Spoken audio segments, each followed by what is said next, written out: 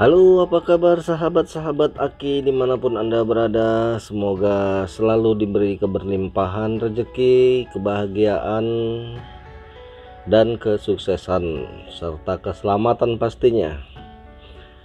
Dan sekali lagi terima kasih untuk sahabat-sahabat semua yang sudah mensubscribe, mendukung channel ini. Semoga bisa sama-sama maju dan berkah, bermanfaat bagi semuanya. Sahabat-sahabat tidak bosan-bosan, di sini saya mengingatkan untuk semua yang berada di Indonesia, per tanggal 4 September kemarin penyebaran COVID yang terdata sekitar 187.000 sekian orang. Walaupun yang sembuh meningkat, tapi tetap penyebaran tidak ada penurunan angka. Maka sebab itu mari sama-sama kita ikuti protokol kesehatan yang ditetapkan oleh pemerintah untuk mencuci tangan sebelum dan melakukan kegiatan, menggunakan masker khususnya bagi yang terserang flu, batuk. Silahkan pakai masker, menjaga jarak, menghindari kerumunan, dan jangan bepergian atau keluar rumah bila tidak terlalu penting. Semoga ketika kita memulai dari diri kita sendiri, kita ikut membantu menurunkan penyebaran COVID-19. Walaupun kita tahu sama-sama bahwa virus ini tidak akan pernah hilang, sama seperti virus TBC, AIDS, dan lain sebagainya. Kembali kepada kita untuk bisa menjaga diri kita, lingkungan kita, keluarga kita. Semoga kita selalu dalam lindungannya. Dan sekali lagi, dan tidak bosan-bosan, mari sama-sama kita berdoa. Semoga siapa saja yang mengalami kesusahan diberikan kemudahan, siapa saja yang mengalami kesedihan diberikan kebahagiaan, dan siapa saja yang menemukan jalan buntu diberikan jalan keluar. Tetap semangat dan jangan lupa bersyukur. Sahabat-sahabat dimanapun Anda berada,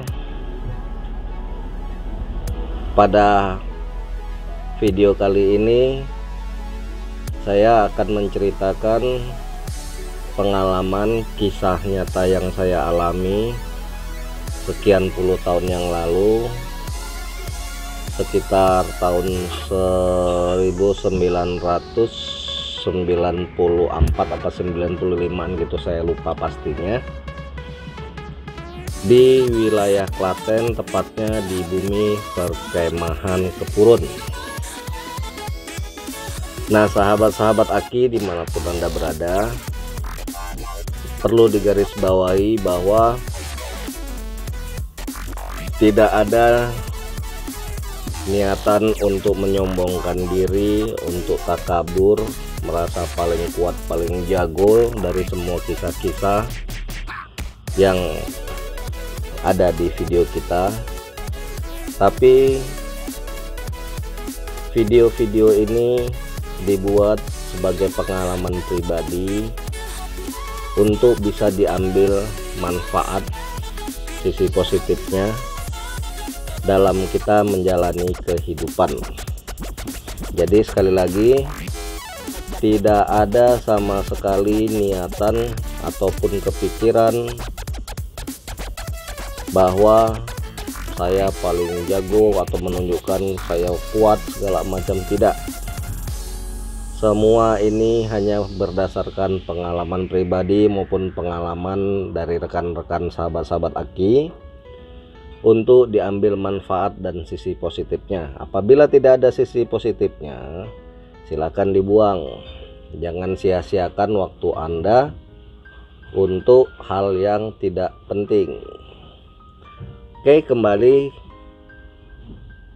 seperti yang tadi Aki sampaikan, pada video ini kita akan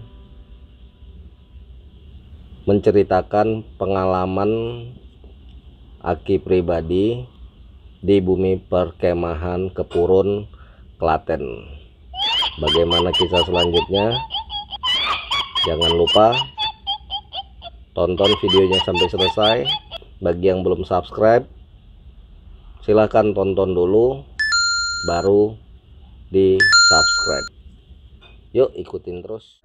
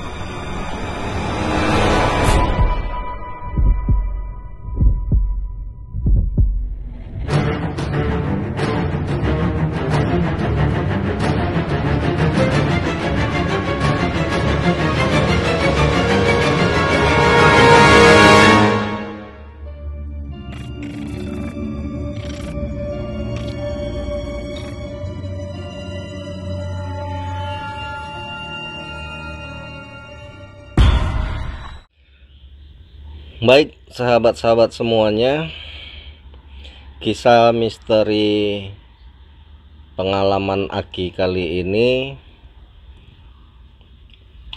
terjadi di wilayah Klaten, Jawa Tengah. Jadi sekitar tahun 95-an kalau nggak salah ingat. Pada masa itu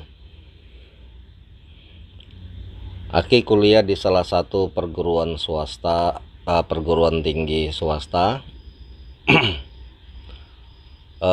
di salah satu kampus di Jogja, dan aktif di Senat. Jadi kita setelah mengadakan ospek untuk mahasiswa-mahasiswi baru, kita mengadakan acara bakti sosial, jadi terjun ke masyarakat. Nah, sebelum kita ke lokasi yang sudah difikskan, kita melakukan survei di beberapa tempat titik yang ada di wilayah Yogyakarta maupun di wilayah Klaten.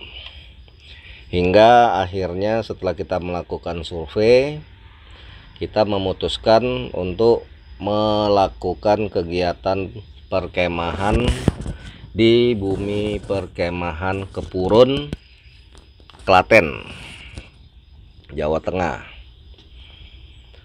Nah, Aki sendiri pada waktu itu mendapat tanggung jawab sebagai sekretaris umum dan juga koordinator acara. Ya lumayan sibuk, hingga singkat cerita kita menggunakan kalau nggak salah 3 bus dari kampus Yogyakarta menuju ke bumi perkemahan di Kepurun. Sampai di Kepurun, kita berbenah pembagian tenda untuk peserta, dan untuk panitia tidur di memang ada gedung di ruangan tersebut. Panitia baik yang laki-laki maupun wanita. Untuk peserta kita sediakan tenda. Nah, setelah beres-beres, Kita sampai di Kepurun itu kalau tidak salah menjelang tengah hari, sekitar jam 11 jam 12 gitu. Malam hari sesuai dengan schedule dari acara yang Aki terima, ada acara dari pihak teater kampus untuk menghibur peserta adik-adik kelas, adik-adik letting ya. Jadi bagi yang pengen ikut masuk ke dalam teater dipersilakan, jadi seperti promo juga. Nah, berhubung pada waktu itu salah satu pemain utama dari peran yang di teater tersebut belum hadir, dan kita sudah menunggu sampai lebih kurang 40 menit sampai 1 jam kalau nggak salah. Jadi acara itu sambil kita acara api unggun, maaf, belum api unggun. Jadi kita kumpul setelah habis sholat isya, kita kumpul seluruh peserta dan panitia di area tersebut, dan masuk acaranya itu acara teater. Nah, di acara tersebut karena keterlambatan dari pemain intinya, akhirnya tanpa persetujuan dari Aki selaku koordinator acara, pihak teater mereschedule tema perannya. Jadi dibuat temanya agak horor, padahal sebenarnya itu hanya sandiwara atau main-main. Jadi pada waktu itu salah satu pemain teater dibuat pingsan oleh pemain yang lain. Setelah dibuat pingsan dan si pemeran tersebut dipapah dan diletakkan di atas tikar, terus tikarnya digulung, dan tidak berapa lama seakan-akan terjadi trans atau kesurupan. Melihat hal tersebut, walaupun hanya sekedar permainan, jujur tidak ada unsur magis sama sekali, tapi hal tersebut membuat beberapa adik kelas atau adik letting yang memiliki isi merasa terganggu karena mereka menganggap itu beneran. Jadi pemain teater tersebut yang kerasukan mainan tersebut, kerasukan pura-pura kerasukan ya, meraung-raung gitu, dan tiba-tiba di salah satu sudut ada adik kelas kita yang memang pada waktu ospek juga sempat bereaksi karena terlalu keras ospeknya, dan waktu itu juga saya yang menanganinya. Adik kelas tersebut ikut kesurupan, jadi masuk perewangannya atau masuk yang menjaga dirinya, hingga akhirnya suasana benar-benar menjadi lebih mencekam. Melihat hal tersebut, selaku koordinator acara, akhirnya pihak teater Aki suruh bubar dan Aki menangani peserta yang kerasukan tersebut. Selesai dari yang satu kerasukan, itu peserta cowok ya, peserta cowok yang kerasukan pertama, tidak berapa lama masuk lagi kerasukan dari pihak peserta cewek. Jadi adik kelas cewek itu ada juga yang kerasukan.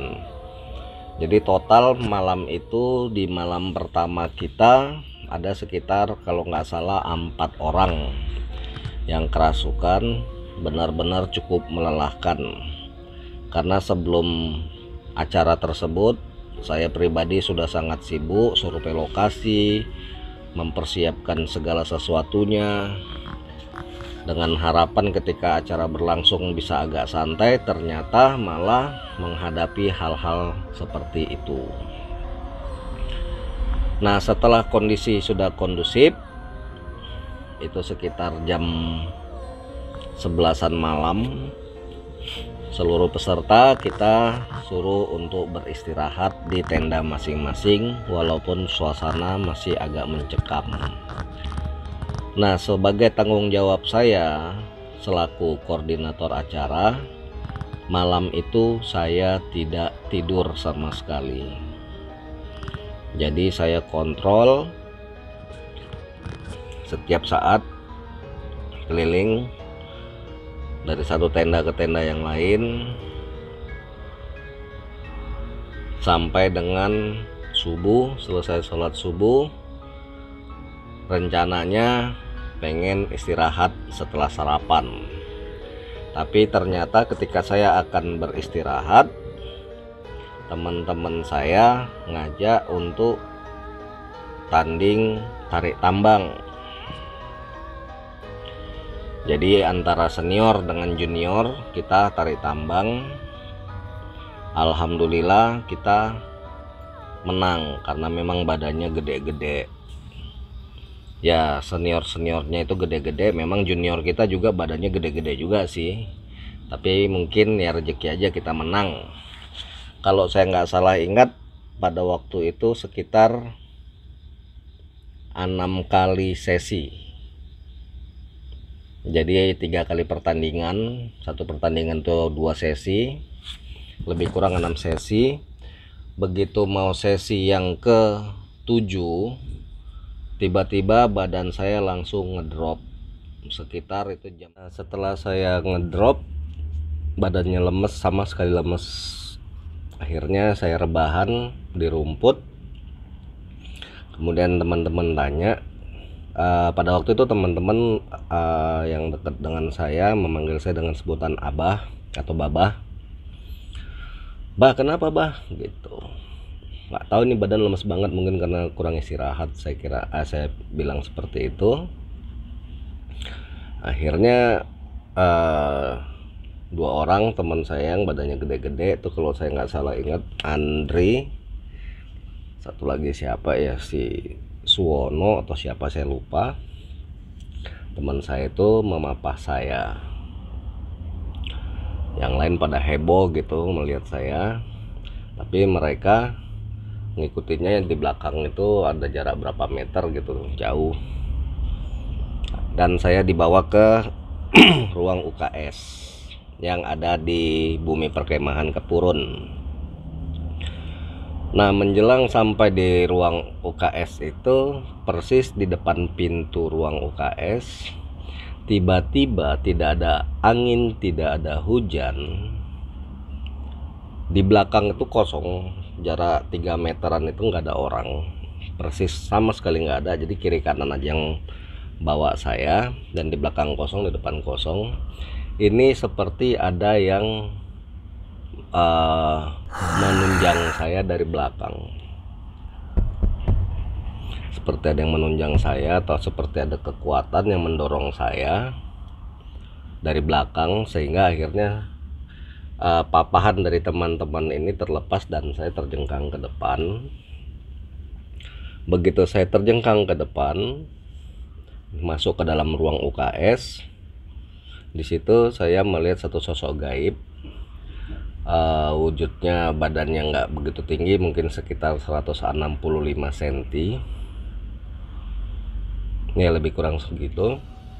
Rambutnya agak panjang dengan kumis dan jenggot tipis, dan dia memperkenalkan diri bernama Mbah Suro.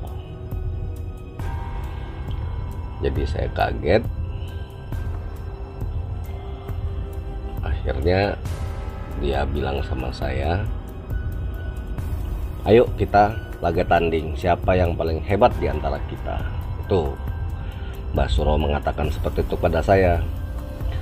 Saya bingung, saya heran, loh kenapa harus saya bilang gitu. Saya cuma pengen laga tanding dengan kamu. Saya nggak mau, saya bilang gitu. Begitu saya bilang nggak mau, ini dari dalam tubuh saya seperti ada yang mau keluar. Dia mau ngajak, udah layan, udah ayo ladeni. Kita nggak usah takut sama mereka seperti itu. Itu yang ada di dalam tubuh saya. Jadi percakapan saya dengan Mbak Suro ini seperti berada di dimensi yang berbeda. Jadi bukan di dimensi kita dunia nyata, tidak.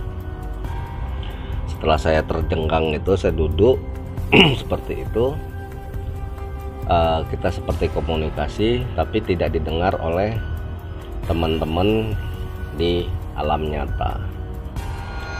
Nah, melihat saya terjengkang, yang semula teman-teman itu masih begitu santai, tiba-tiba langsung bergerombol rame gitu, baik di luaran maupun yang di dalam, untuk menenangkan saya. Nah, dari dalam diri saya itu muncul sesuatu yang hendak melawan Mbak Suro. Mbak Suro sudah standby. Siapa itu Mbak Suro nanti di akhir akan saya sampaikan. Nah, setelah mau muncul itu terjadi perlawanan di dalam diri saya sendiri. Jadi saya dengan yang ada di dalam diri saya ini saling, siapa yang paling unggul. Kalau saya yang unggul, ya nggak jadi pertandingan atau perkelahian dengan Mbak Suro. Tapi apabila saya kalah, tidak menutup kemungkinan akan terjadi bentrokan. Saya tetap tidak mau, karena bagi saya kalah menang hal seperti itu nggak ada untungnya. Kalaupun mungkin saya yang menang, bisa jadi saya lebih mungkin sombong, jumawa, merasa paling hebat, atau Mbak Suro juga akan terus menaruh dendam. Karena bagaimanapun ketika kita kalah, kita akan mencari kesempatan di lain waktu. Makanya bagi saya tidak ada untung ataupun keunggulannya apabila kita menang, lebih banyak kerugiannya. Karena satu musuh itu sudah cukup banyak daripada 1000 teman. Akhirnya terjadi pergumulan di dalam tubuh saya, di dalam diri saya, dan saya kalah kuat pada waktu itu. Dan muncullah satu sosok. Jadi di alam nyata itu saya kerasukan sosok harimau atau macan, jadi mengaum. Aumannya sangat-sangat kuat.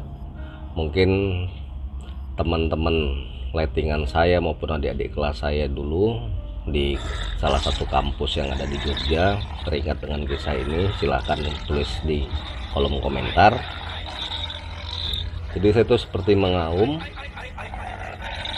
dan di alam yang berbeda saya melihat diri saya itu jauh. Jadi diri saya yang sudah jauh itu berubah wujudnya menjadi sosok harimau. Walaupun begitu, tetap mata saya itu bisa melihat sekeliling, baik di alam nyata maupun di alam gaib. Dengan kondisi waktu itu saya masih agak jauh.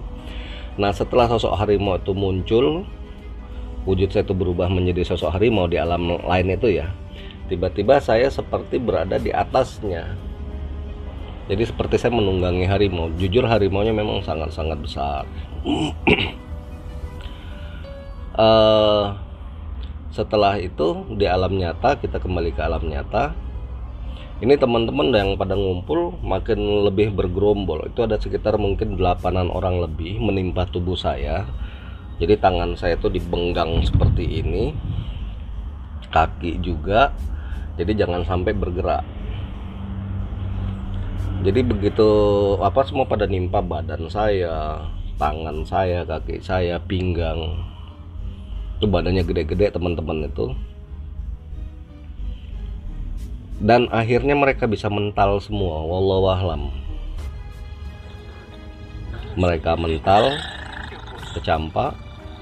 Akhirnya saya dan si sosok gaib harimau, Khodam harimau ini seperti bergantian muncul di dalam jasad saya. Satu sisi si harimau muncul, dia akan mengaum. Satu sisi ketika saya muncul, saya menyarankan kepada teman-teman untuk menyingkir, dan seperti itu. Nah, sosok Mbah Suro sendiri dia standby, dia siap-siap. Jadi seperti itu, muncul saya, muncul si Khodam harimau, dan seterusnya. Akhirnya begitu saya muncul, saya bilang sama teman-teman untuk segera menyingkir. Kenapa? Mungkin bagi yang lain, ketika mereka mengalami trance atau kesurupan dalam posisi seperti ini, mereka akan lebih kuat kesurupannya. Tapi terbalik dengan saya harus dalam posisi menyatukan kedua tapak tangan saya ini untuk bisa fokus dan konsentrasi. Jadi ketika saya mau seperti menyatukan gini, ini ditarik sama temen, nggak boleh nyatu, ini dipegangin, lengan saya dipegangin kiri kanan sampai tahan-tahanan gitu. Saya udah mau dekat gini, nggak dikasih lagi sama temen, dan seterusnya. Sampai akhirnya saya bilang, udah kalian keluar, saya bilang, saya bisa mengatasi sendiri, saya bilang. Ada yang membacakan ayat-ayat, ada yang membacakan sholawat, wah segala macam. Pada waktu itu jujur heboh, sangat heboh. Akhirnya saya bentak mereka, keluar kalian, saya bilang gitu. Nah, yang tahu sedikit banyak tentang saya akhirnya menyarankan, udah yuk kita keluar. Dan mereka keluar. Nah, teman-teman yang paham dengan saya, setelah saya suruh keluar, mereka akhirnya keluar dari ruangan itu. Setelah itu saya bisa menyatukan diri, mohon sama Allah. Dan setelah itu sosok Khodam itu keluar dari tubuh saya, dan saya marah, kenapa kok muncul, saya bilang gitu. Dan itu pertama sekali di tahun itu Khodam itu muncul masuk ke dalam diri saya. Jadi setelah itu dia bilang dia pengen melawan Mbah Suro. Saya bilang saya nggak mau, saya bilang gitu. Dan posisi tersebut Mbah Suro dalam posisi standby menunggu. Nah, setelah kita ngobrol, saya dengan Khodam itu tidak berapa lama muncul salah satu pembimbing saya yang berasal dari Merapi. Si Eyang datang. Setelah Eyang datang, dia memberitahu kepada si Khodam itu bahwa Khodam itu harus menurut apa yang saya inginkan. Kalau saya bilang tidak, ya tidak. Kalau saya bilang iya, iya. Akhirnya si Khodam itu paham, ngerti, dan disuruh masuk kembali ke dalam diri saya. Nah, sahabat-sahabat semua, satu hal pada waktu awal pertama saya masuk itu, kemasukan ya, wujud harimau itu, Khodam harimau itu, walaupun saya ditelentangkan, telungkup ya, sorry, telungkup, bukan telentang, bukan telan obeng ya. Saya posisi telungkup itu, saya tangan pegang sama teman-teman, kaki juga. Itu dari tulang ekor saya merasa ada ekor yang keluar, hingga membuat celana yang saya pakai persis di bagian tulang ekor itu robek. Robeknya nggak besar ya, mungkin sekitar segini ya. Kalau secara logikanya tidak mungkin robek secara logika, karena gimana pun celana yang kita pakai itu elastis. Saya bukan pakai celana yang ketat, tidak. Dan saya melihat teman-teman yang berada di sekitar situ kecil-kecil, pendek, paling tinggi selutut saya, paling tinggi. Jadi bisa dibayangkan seberapa besar. Bahkan sampai saya sudah sadar, tapi Khodam tersebut masih standby di dalam diri saya. itu saya masih bisa melihat teman-teman kecil-kecil semua, nggak ada yang setinggi di atas lutut, tidak ada.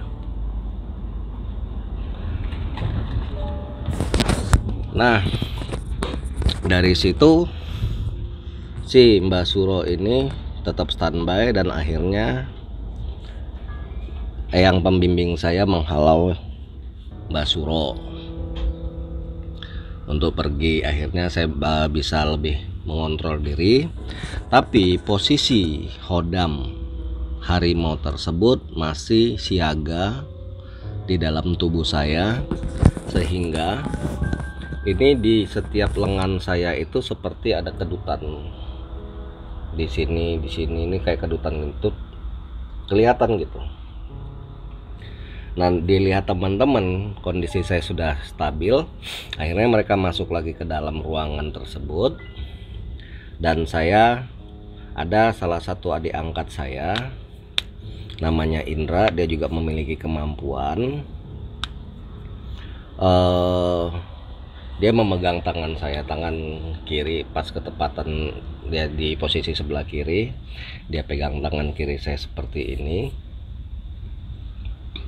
Mungkin dia ingin mengalirkan energi, menetralisir, tapi respon yang didapat oleh si hodam harimau ini itu seperti ada yang mau menyerang. Akhirnya kedutan ini yang semula di sini tiba-tiba langsung bergerak cepat, dan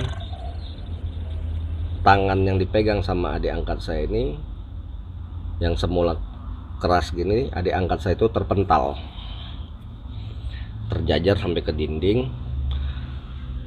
Akhirnya hodam atau pendamping dari adik saya itu muncullah sosok nenek-nenek. Dia marah, kenapa cucunya kok disakiti.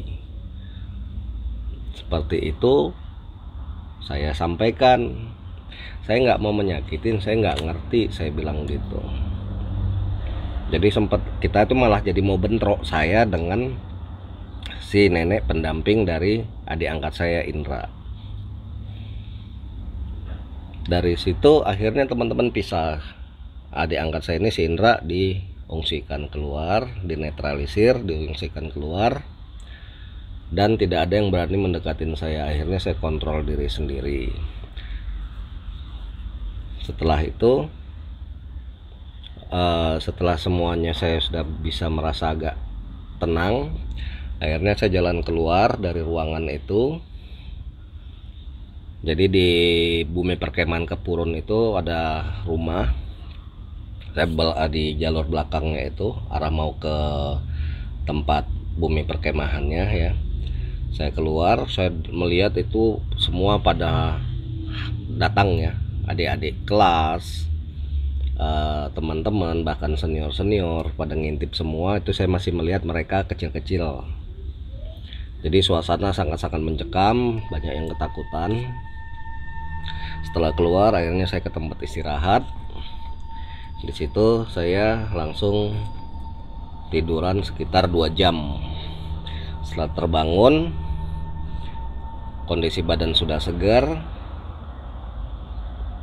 Akhirnya kita meeting bahwa rencana camping yang semula diadakan target 5 hari, akhirnya kita percepat. Besok pagi kita harus segera kembali. Jadi acara camping dan bakti sosial kita putuskan dihapus, dalam artian dipercepat.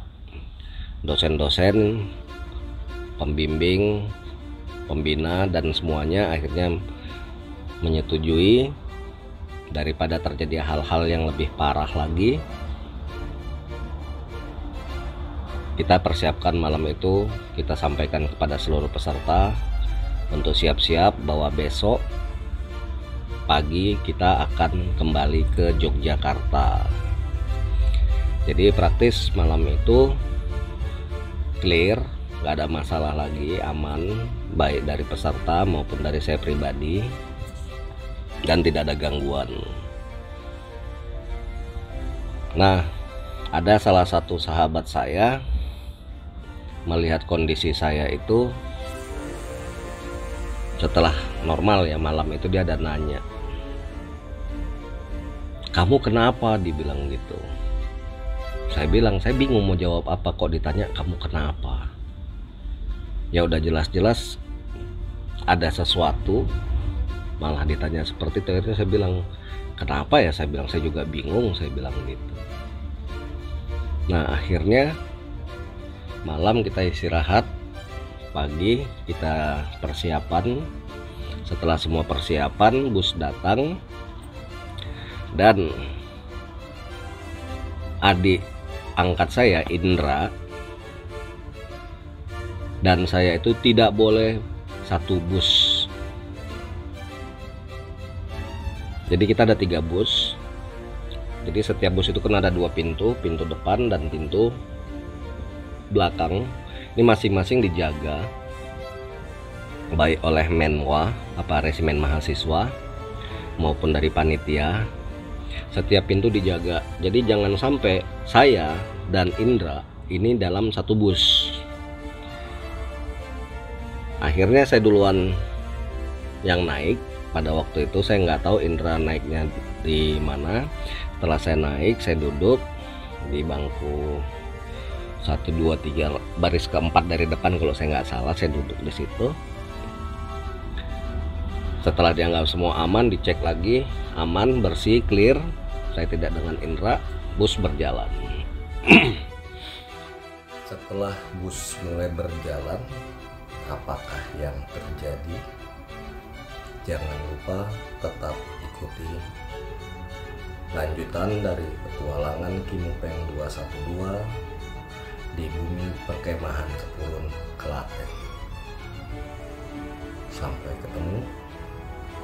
Tetap jaga kesehatan, tetap semangat, tetap bersyukur, dan tetap bahagia. Salam Kimupeng 21.